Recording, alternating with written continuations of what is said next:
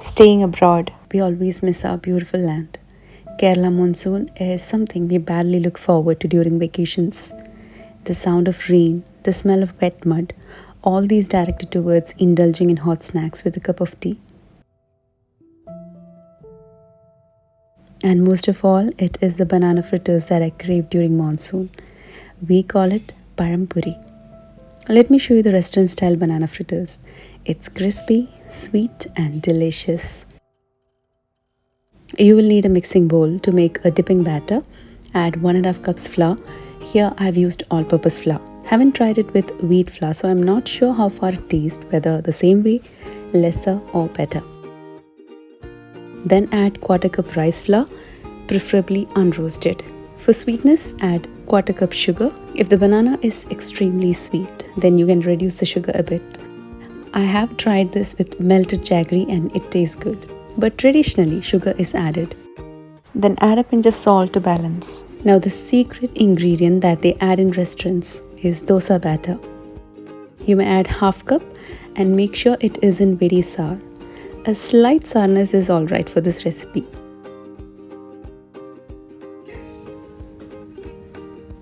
Gradually add water, and here I have added a total of 1.5 cup room temperature water. Try to mix with your clean hands so that you can break the lumps easily and it will ferment too.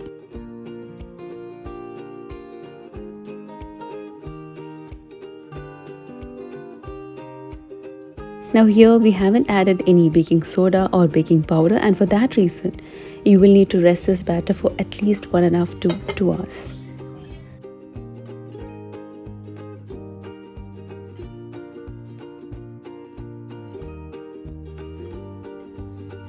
Now this is ready for dipping in the bananas.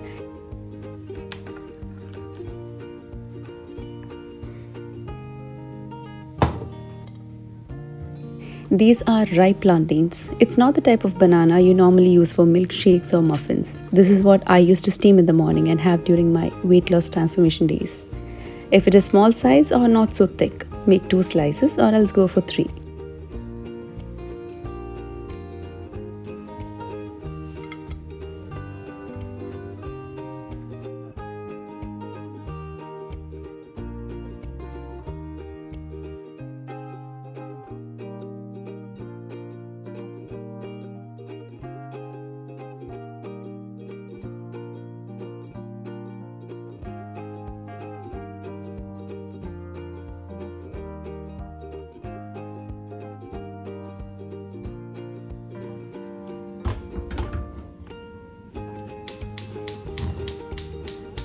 The best flavor for the snack is when you fry in coconut oil, but it absorbs a lot of oil while frying.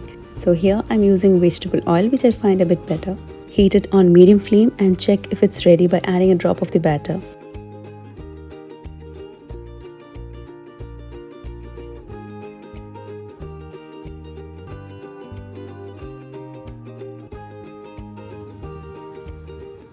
Now dip and coat each slice and fry.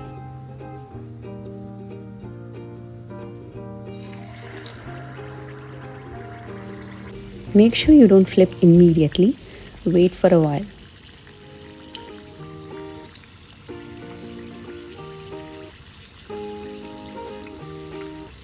You can see this has fluffed up even though we haven't added any baking powder or soda.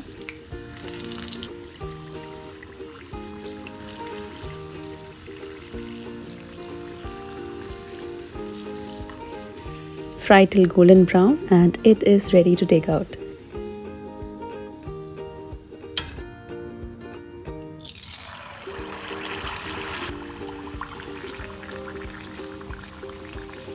It's always better to use an iron karai for deep frying to enhance the flavor of the snack. Moreover, when you use the iron karai for deep frying, you are also seasoning your karai. If you're someone using iron vessels or karais as a beginner, do all your deep fryings in this. This way helps the iron karai season really well, and maintaining is also easy.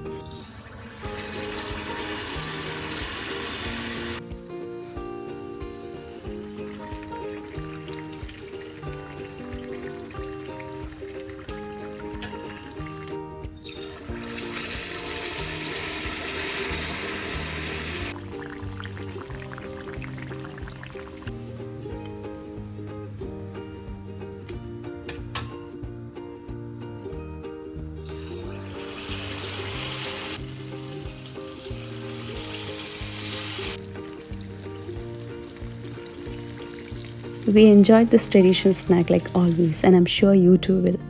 Do try it out and let me know your feedback. I hope you like this video. See you soon with another one. Until then, take care. Bye bye.